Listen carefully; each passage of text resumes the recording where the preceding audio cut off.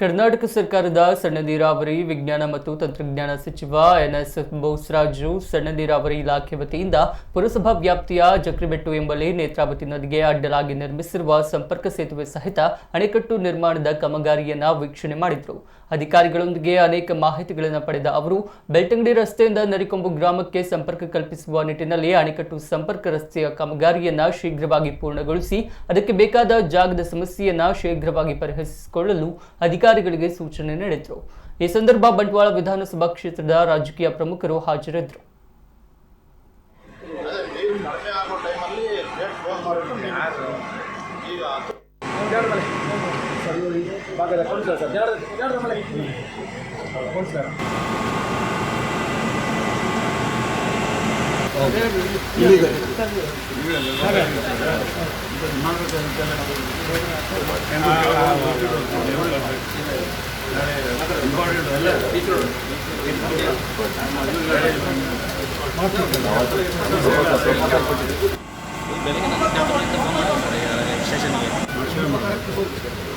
ನೋಡಿ ಎಲ್ಲ ಮೆಟೀರಿಯಲ್ ಇರುತ್ತೆ, ಕೆಲವೊಂದು ತಗೊಂಡು ಮಾಡ್ತಾರೆ.